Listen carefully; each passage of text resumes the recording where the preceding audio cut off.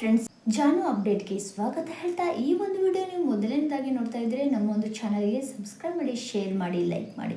ಇಲ್ಲಿ ನೋಡಿ, ಗಿಲ್ಲಿ ಹಾಗೂ ಕಾವ್ಯ ಅವರು ವ್ಯಾಲೆಂಟೈನ್ಸ್ ಡೇ ದಿನವೇ ಇಲ್ಲಿ ಪ್ರಪೋಸ್ ಮಾಡೇ ಬಿಟ್ಟಿದ್ರು.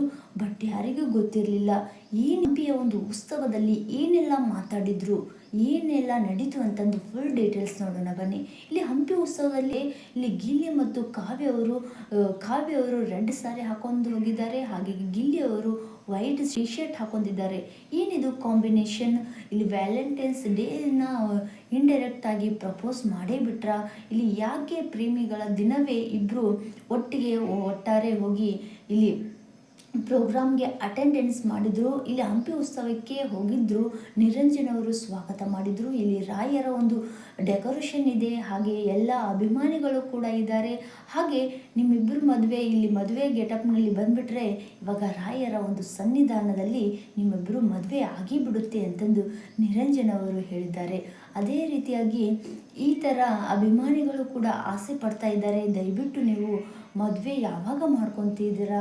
ಹೆಂಗೂ ರಾಯರ ಒಂದು ಸೆಟಪ್ ಎಲ್ಲ ರೆಡಿ ಆಗಿದೆ, ಇವಾಗಲೇ ಮದುವೆ ಮಾಡ್ಕೊಂಬಿಡಿ ಅಂತಂದು ನಿರಂಜನ್ ಅವರು ಗಿಲ್ಲಿಗೆ ಮತ್ತು ಕಾವ್ಯಗೆ ಹೇಳ್ತಾರೆ.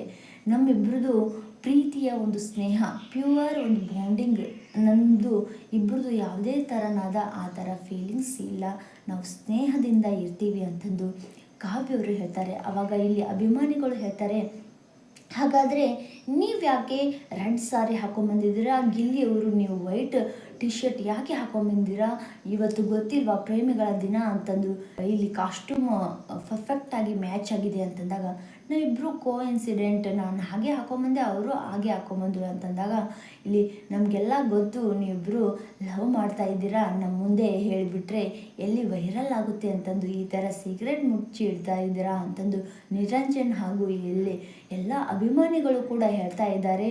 ನಮಗೆಲ್ಲ ಗೊತ್ತು, ಆದಷ್ಟು ಬೇಗನೆ ಸುದ್ದಿ ಕೊಡಿ, ನೆಕ್ಸ್ಟ್ ಹಂಪಿಯ ಒಂದು ಉತ್ಸವಕ್ಕೆ ನೀವಿಬ್ಬರು ಕಪಲ್ ಜೋಡಿಯಾಗಿ ಬನ್ನಿ, ಅದೇ ಒಂದು ಆಸೆ ಅಂತಂದು ಗಿಲ್ಲಿ ಕಾವ್ಯ ಅಂತಂದು ಫುಲ್ ಕೂಗಾಡ್ಬಿಡ್ತಾರೆ. ಆವಾಗ ಇಷ್ಟೊಂದು ಪ್ರೀತಿ ವಾತ್ಸಲ್ಯ ಕೊಟ್ಟಿದಂಥ ನಿಮಗೆ ಸದಾ ಹೀಗೆ ಇರಲಿ ಅಂತಂದು ಕಾವ್ಯವರು ಹೇಳ್ತಾರೆ.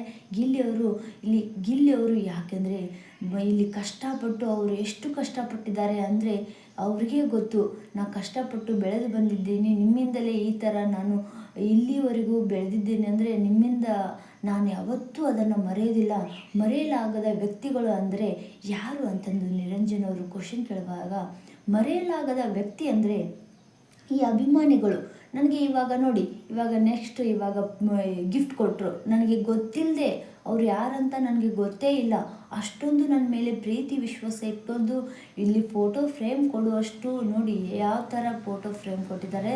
ಇವರೇ ಮರೆಯಲಾಗದ ವ್ಯಕ್ತಿಗಳು ಅಂದಾಗ ನೀವು ಪ್ರಾಪರ್ ಆಗಿ ಇವರೇ ಅಂತಂದು ಯಾರನ್ನು ಚೂಸ್ ಮಾಡ್ತೀರಂದಾಗ ಎಲ್ಲರೂ ಮರೆಯಲಾಗದ ವ್ಯಕ್ತಿಗಳು, ಅಭಿಮಾನಿಗಳು, ಅವರಿಂದಲೇ ನಾನು ಹೀಗೆ ಪ್ರೀತಿ ಸಿಗಲಿ ಅಂತಂದು ಗಿಲ್ಲಿಯವರು ಹೇಳಿದರೆ.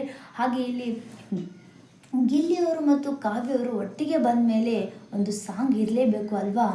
ಇಲ್ಲಿ ಬಿಗ್ ಬಾಸ್ನಲ್ಲಿ ಫೇಮಸ್ ಆದಂಥ ದೊಡ್ಡವ ದೋಸೆ ಕೊಡು, ಚಿಕ್ಕ ಚಟ್ನಿ ಕೊಡು, ನಮ್ಮಪ್ಪ ರಾಜ, ಕೊತ್ತಂಬರಿ ಬೀಜ, ಸಾರ್ಗಾಕು ಸೊಪ್ಪು, ಗಿಲ್ಲಿ ಮಾಡು ತಪ್ಪು, ಗಿಲ್ಲಿ ಗಿಲ್ಲಿ ಗಿಲ್ಲಿ ಗಿಲ್ಲಿ ಅಂತಂದು ಸಾಂಗ್ ಹಾಡ್ತಾರೆ ಗಿಲ್ಲಿಯವರು.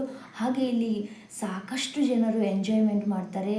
ಹಾಗೆ ಇಲ್ಲಿ ಸೂಪರ್ ಹಿಟ್ ಸಿನಿಮಾನೂ ಕೂಡ ರಿಲೀಸ್ ಆಗಿದೆ, ನೀವು ಸಿನಿಮಾ ಮಾಡಿ.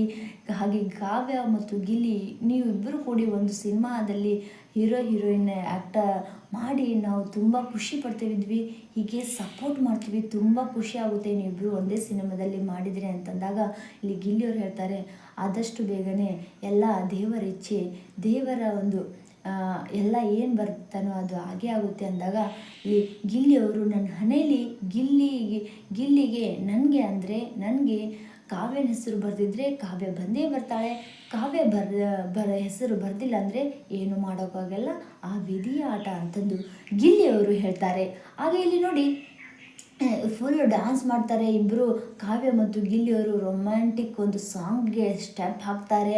ಹಾಗೆ ಹಂಪಿಯ ಒಂದು ಉತ್ಸವದಲ್ಲಿ ಬಂದಂಥ ಜನರೆಲ್ಲ ಫುಲ್ಲು ಜೋಶಲ್ಲಿ ಗಿಲ್ಲಿ ಕಾವ್ಯ ಅಂತಂದು ಜೋಶಲ್ಲಿ ಹೇಳ್ತಾರೆ. ಹಾಗೆ ಇಲ್ಲಿ ಆ ಡೈಲಾಗ್ ಕೂಡ ಹೇಳ್ತಾರೆ.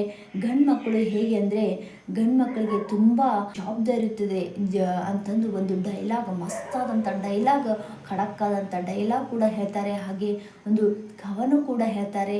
ಕವನ ಹೇಳಿ ಫುಲ್ ಫಿದಾ ಆಗಿಬಿಡ್ತಾರೆ ಕಾವ್ಯ ಅವರು. ಯಾವುದು ಕವನ ಅಂತ ನೋಡೋಣ ಬನ್ನಿ. ಈ ಒಂದು ವಿಡಿಯೋ ಇಷ್ಟ ಆದರೆ ಲೈಕ್ ಮಾಡಿ ಹಾಗೂ ನಮ್ಮ ಒಂದು ಚಾನಲ್ಗೆ ಸಬ್ಸ್ಕ್ರೈಬ್ ಮಾಡಿ. Thank you all.